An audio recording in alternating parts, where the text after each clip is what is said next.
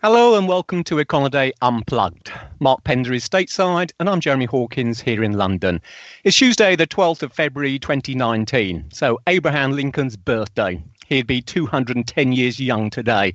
And also apparently National Plum Pudding Day. So hello to you, Mr. Pender, and any plum puddings your side of the pond? I thought it was Plum Pudding Day last week. No, I think it's a different one last. Unless I've got the date wrong. It was a different pudding? I stand by to be corrected. Of course, the strange thing is that in the UK, the plums in plum pudding aren't actually plums anyway. They're raisins from the old Victorian days when I used to call raisins plums. Wow. However, moving right along then, what do we have this week? Well, amidst increasing signs that the central banks are taking more note of slowing global economic growth, financial markets will be looking to the US-Chinese trade talks on Thursday and Friday for support. The US may have avoided another potentially damaging government shutdown, but in the Eurozone, manufacturing is likely to be confirmed as already being in recession on Wednesday. And just yesterday, we found out that the UK in December suffered its steepest fall in total output in nearly 3 years.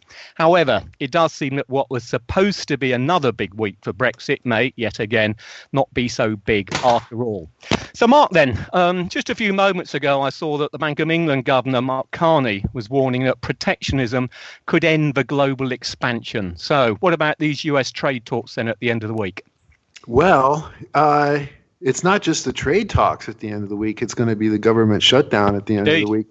And I say the fuses are burning. And we also have Brexit. We always kind of assume that we're going to have a happy ending, that all these things are going to be resolved, I think, but and they very well may be. But it's unusual to see all these major unknowns having apparent resolution dates that are, fast approaching.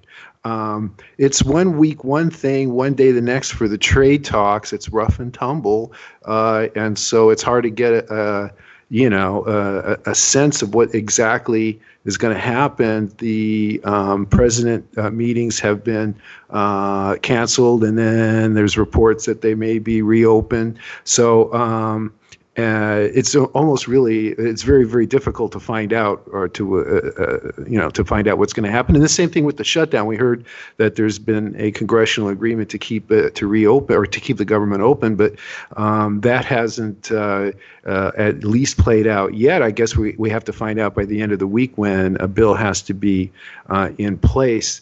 So there are all these unknowns. I guess probably the biggest one probably will be Brexit, and that would I would guess have the most significance. And are they? I hate to use the word sanguine, but are the English markets, are the UK markets, and the continental markets, are they just a little bit too optimistic, or is there just an assumption that something good's going to happen?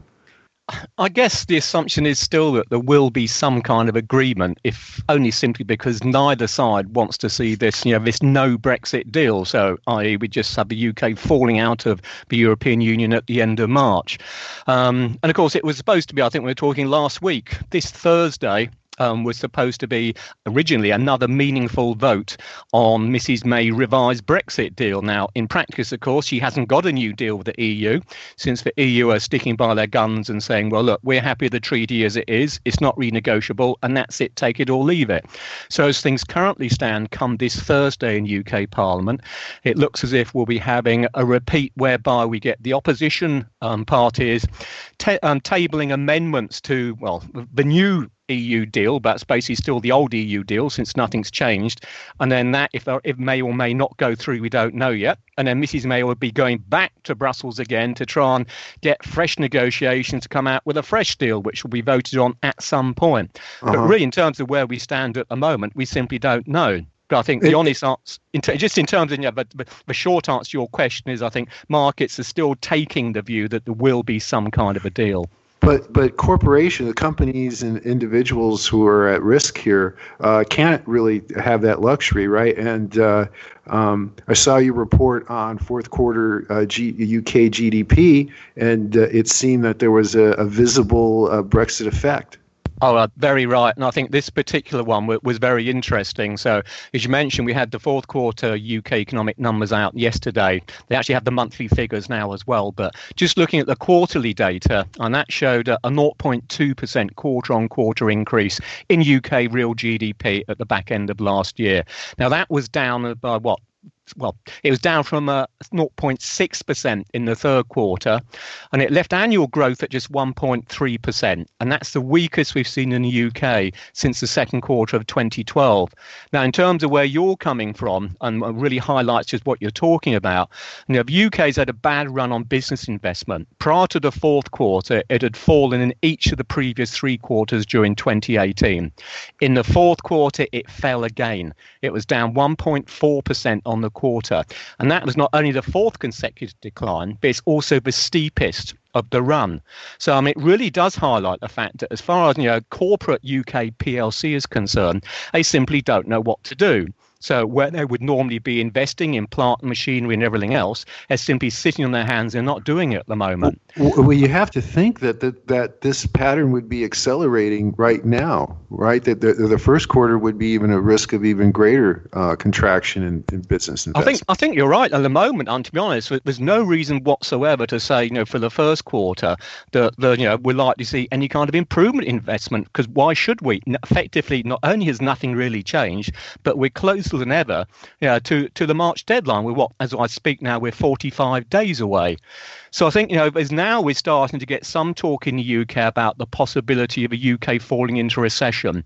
And just to highlight realistic, just how big a chance that is, as mentioned, we had the fourth quarter GDP numbers out. We have the December data as well.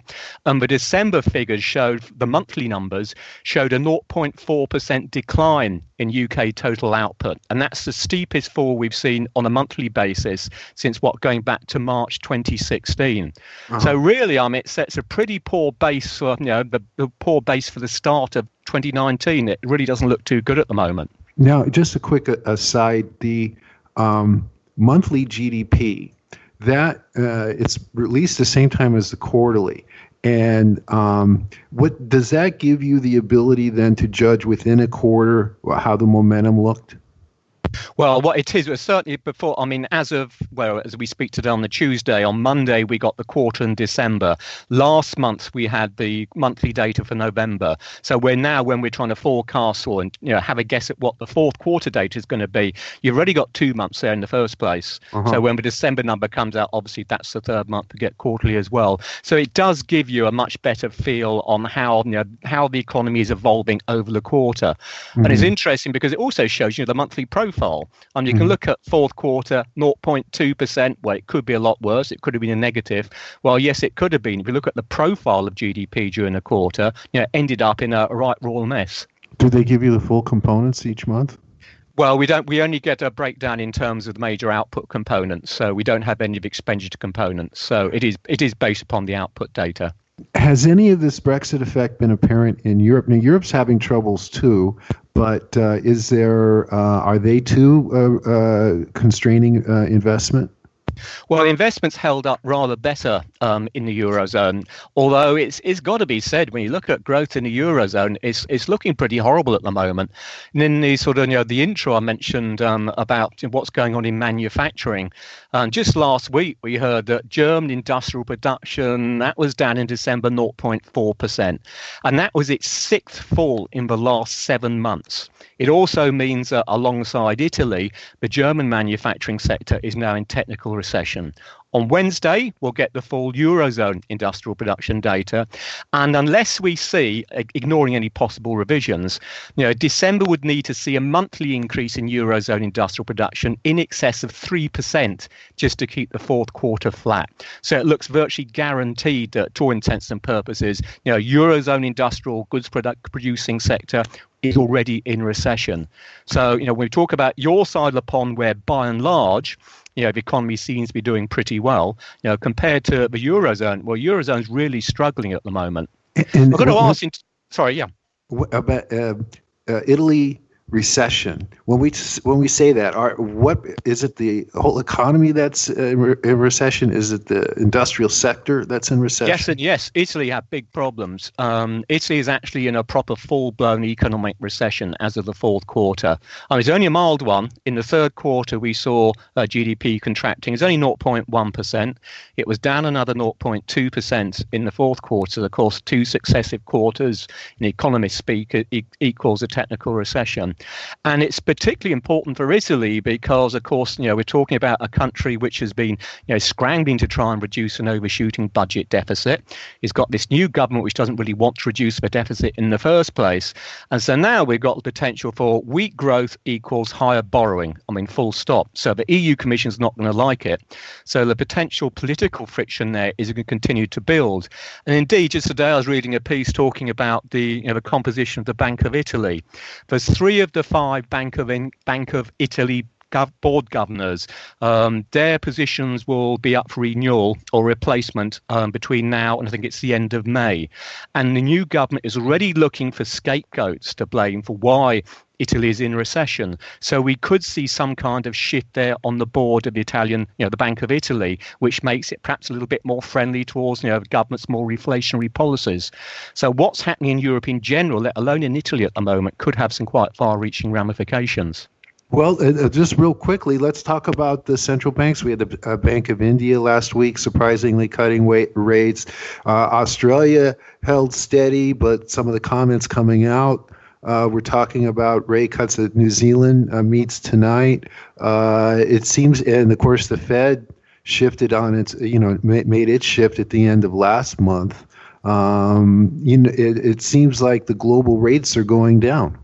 I think you're right, as you say, but the move out of the RBI, the Reserve Bank of India, was particularly interesting because I think, as we touched on last week, it is now a much more politically focused central bank, given the change we had in the governorship at the end of last year.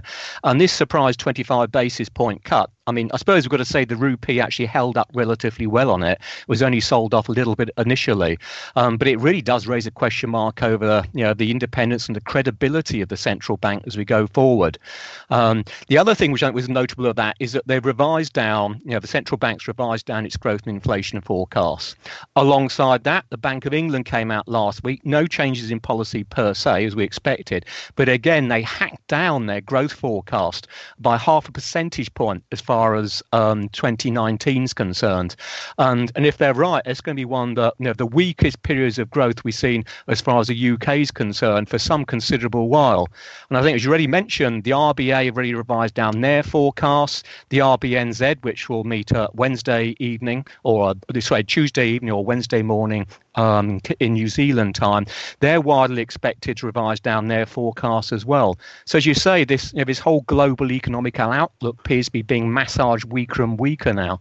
So and what does that mean for investors? So a plus is lower rates will help stimulate growth and raise demand for higher yielding assets, but at the same time the downside, or is it a perfect balance, is that growth itself is slowing.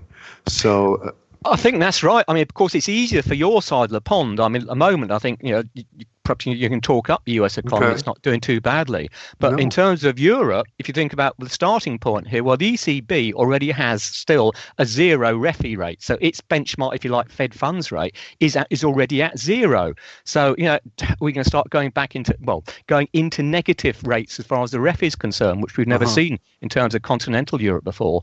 So, it comes back to, are we going to have to see more balance sheet manipulation? And that's something, I must say, I just like to ask you about. It seemed from what I saw from the last FOMC meeting that rather than just sticking to the guns of we'll allow the assets to roll off the Fed balance sheet as they mature, it's almost hinting at perhaps they're prepared now to start using balance sheet manipulation with a view to doing whatever they might need to for the US economy, instead of perhaps having to move on interest rates. And what do you think about that? Well, yes, but Jerome Powell has expressed a priority for rate movements in the federal funds rate as the chief policy tool, and the QE.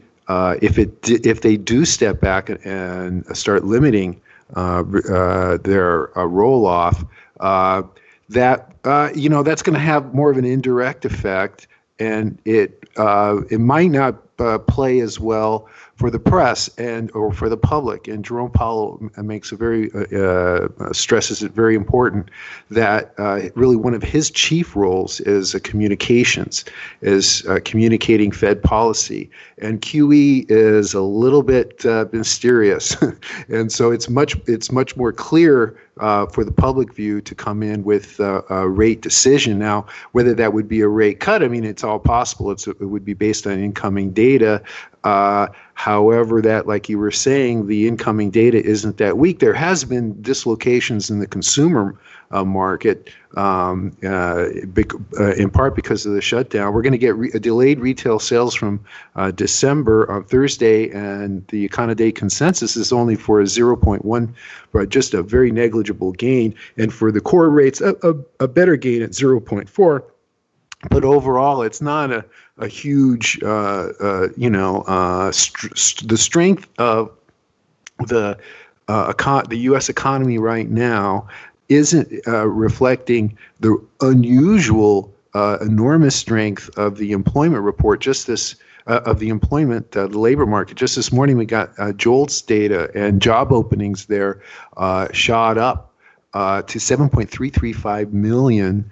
And that what we're looking at, the comparisons that we're looking at are how many people are looking for work, or how many people have they hired, for instance. That's another look, and that's at 5.907 million. So that's way down. That's a large separation between those two, and it's roughly the same between those actively looking for work. And if you just look at the year-on-year totals, it's 29.4% for job openings increased from this time last year versus only a 7.1% gain for hires. So it's really a labor market that is just enormously strong. Employers are really having a long time finding people that fit. And and you can see it in the separations. The discharge rate is really very, very low. So it hasn't equated to inflation yet. We're getting inflation numbers this week, and the whole lot of them, CPI, PPI, and import-export prices. But oil is the dominant factor really there. Everything, it looks just very, very flat. So there is no inflationary warning for the Fed yet, and I guess that's also the global situation too. It seems like globally inflation is just maybe on the downside, so which would point to lower rates. Indeed.